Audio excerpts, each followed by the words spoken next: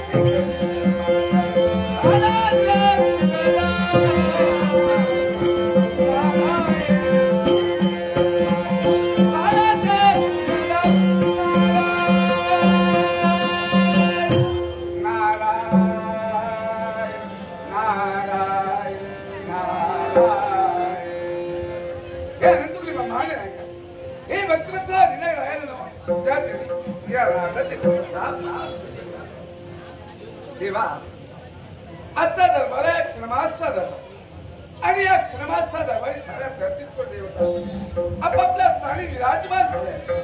काही आसना अधिक आपल्याला वेळेवर झाले तेव्हा असं करावं. अनेकची जाणीव देवेंद्राला करा. नारायण नारायण नारायण स्वागत सुस्वागत स्वर्ग मंगल माता या त्रयोदश त्यांचे भवन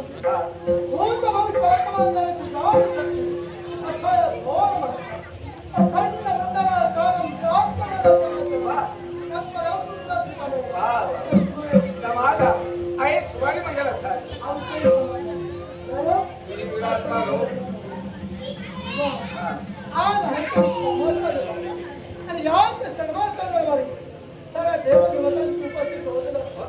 काही असं वजले निघताय, काही शर्माने देवतांचं इथं व्हायचं आहे. येऊ दे. या देवा.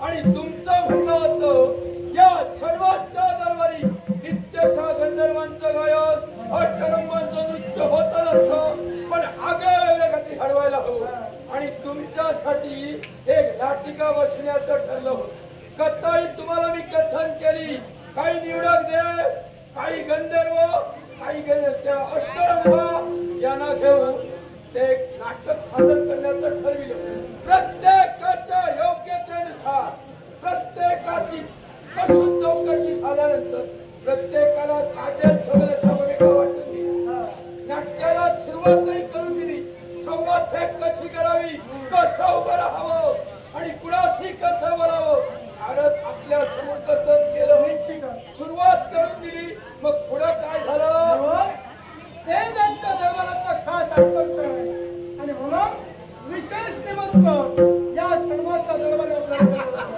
फक्त आपली आज्ञा आम्हाला आशीर्वाद आम्हाला चिंता करू नका देवराज सारा देवाचा चालवताना नाट्य शास्त्राचा गाडा अभ्यास घडत नाही आज्ञा नाही विनंती करतोय उद्या सुरुवात होते उद्या विलंब कशाला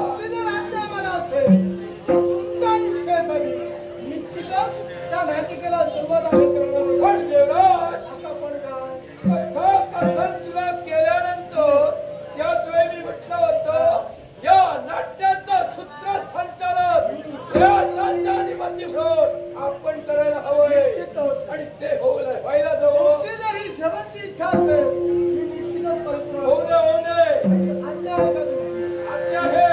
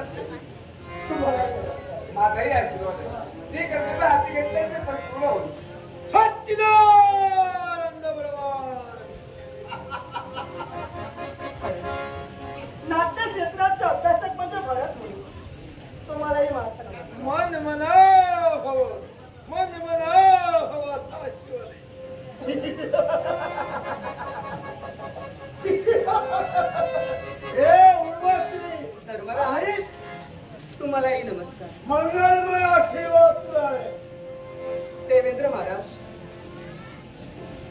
या देव दरबारात आमचा पहिलाच प्रयत्न आहे आणि साऱ्या देवता आपापल्या जागी विराजमान आहेत. प्रत्येक देवतेला हे नाटक पाहायचं आहे, पण नाटक सादर करण्यापूर्वी माझी विनंती आहे तुमच्या सर्वांजवळ. हो नाटकात नकळत आमच्यातून एखादा अपराध घडला असेल, आमच्यातून एखादी चूक घडली असेल, तर या साऱ्या देवतांनी मोठ्या मनाने आम्हाला क्षमा करावी एवढीच विनंती. चिंता करू नका. आमचा आशीर्वाद सदैव तुझ्या पाहिजे. हो, सदैव तुझ्या पाहिजे. वेळ नको. या साऱ्या देवतांच्या मनाच्या समाधानासाठी लवकरात लवकर आम्ही नाटिकेला सुरुवात करतो. नाटिकेला सुरुवात करतो.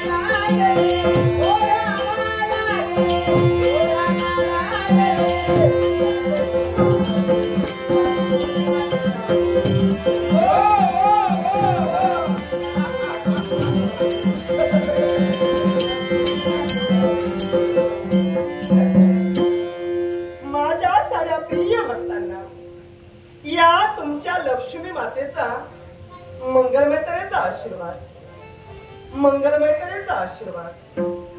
आज काय पाहते काय, प्रत्येक भक्ताच्या चेहऱ्यावरती आनंद आहे, प्रत्येक भक्ताच्या चेहऱ्यावरती हास्य आहे. आणि हा आनंद का असू नये. अहो देवाधीन भक्त आणि भक्ताधीन देव, या देवतांचा मोठेपणा कोणी वाढविला तर तुमच्यासारख्या भक्ताने वाढविला. अर्थात तुमची प्रत्येक इच्छा पूर्ण करणं हे देवता या नात्यानं आमचंच कर्तव्य आहे. पण आज प्रत्येकाच्या मनात शंका निर्माण झाली, प्रत्येकाच्या मनात शंकेची पाल चुकचुकू लागली. ही लक्ष्मी म्हणजे कोण? ही लक्ष्मी म्हणजे कोणी सामान्य नव्हे.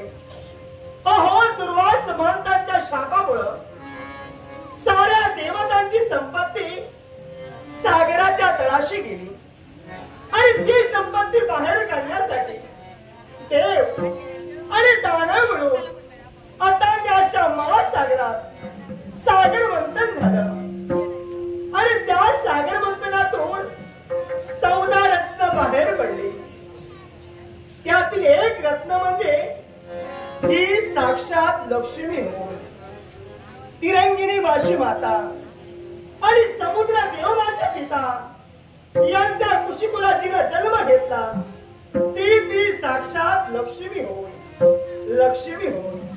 काही जण मला धनलक्ष्मी म्हणतात, तर काही जण मला वैभव लक्ष्मी म्हणतात. आणि म्हणून आई या नात्यानं प्रत्येक भक्ताची इच्छा पूर्ण करणं हे माझं कर्तव्य आहे. पण ही सारी कृपा कुणाची असेल? हे सारं कुणामुळे घडलंय आणि याला कारणीभूत कोण असतील? हस्तिनापूरचे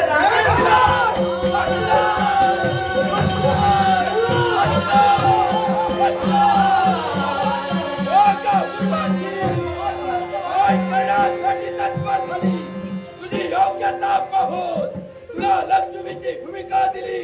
पण त्या नारायणाचं नाव न घेता काय तुझ्या मुखातून निघालो? देवराज, एका मरद मानवाचं नामविधान हिच्या मुखात कसं आलं? काही दिवसांपूर्वी मृत्यूलोकाच्या ठिकाणी तिचं प्राण झालं होतं आणि म्हणून तिला तिने सगळ्यांना क्षमा केलं. या सर्वस्वाला कारणीभूत तूच आहे. हे उर्वशी, माझ्या देवाचा अपमान केलाय. नारायणाचं नाव न घेता तू एका मरद मानवाचं नाव घेतलंय. तुला कोण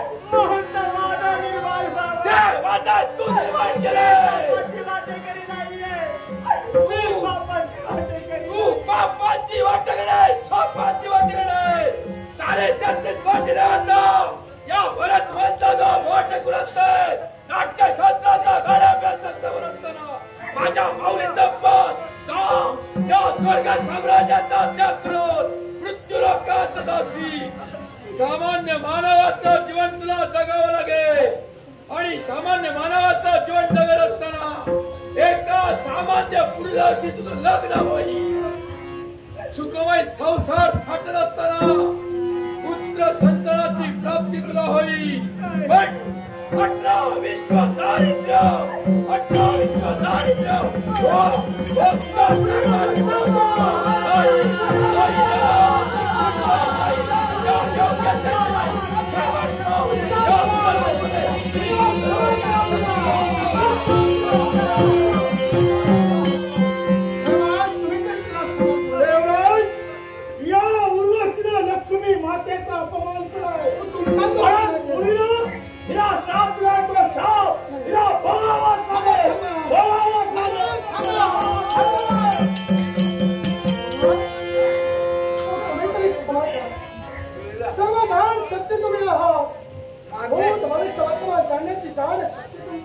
नाही म्हणत नाही अरे किती झालं तर देवता चांगली आहे मी अरे हिला घडविलेलं आहे सारे देव आपापल्या देव या ठिकाणी राहिलेले नाही देवतांनी स्थान सोडली मी राहू शकत देवतांचा अभिनय असल्यामुळे देवतांना म्हणत मला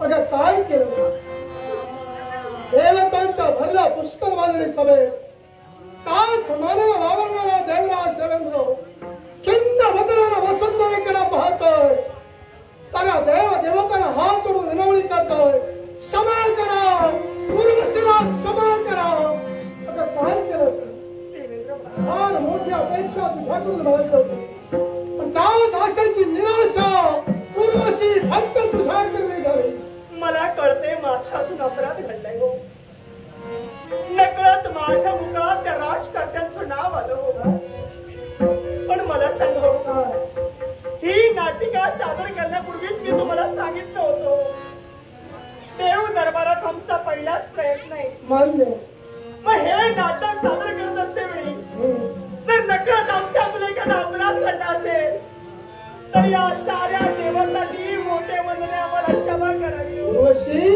प्रत्येकाचे मी चरण धरले हो अगर चुकेल तो मानव आणि न चुकेल तो देव तू एक देव तत्वातील घटक आहेस या स्वर्ग साम्राज्यातील एक ग्रंथ आहेस ही चूक एखाद्या सामान्य माणसाकडे घडली असती आम्ही समजू शकलो असतो पण एका देव तत्वातील अक्षम्य अपराध घडावा मग सांग भरत मुली तुला शाप दिला मग ते मुलीवर मोठा चुकला असता मुळीच नाही मग उर्वशी दोष मी महत्वाना देणार नाही नाट्य क्षेत्राचे खरे अभ्यासक म्हणजे भरत मुनी आहे अर्थात राग येणं त्यांना साहजिकच होता रागाच्या भरात त्यांनी मला शाप दिला एका सामान्य मानवाचं जीवन मला जगावं लागेल माणसाची सुखदुःख तुला भोगावं एका सामान्य मानवाशी माझं लग्न होईल आणि लग्न झाल्यानंतर संतती सुख सुद्धा मला भोगावं लागेल ब्रह्म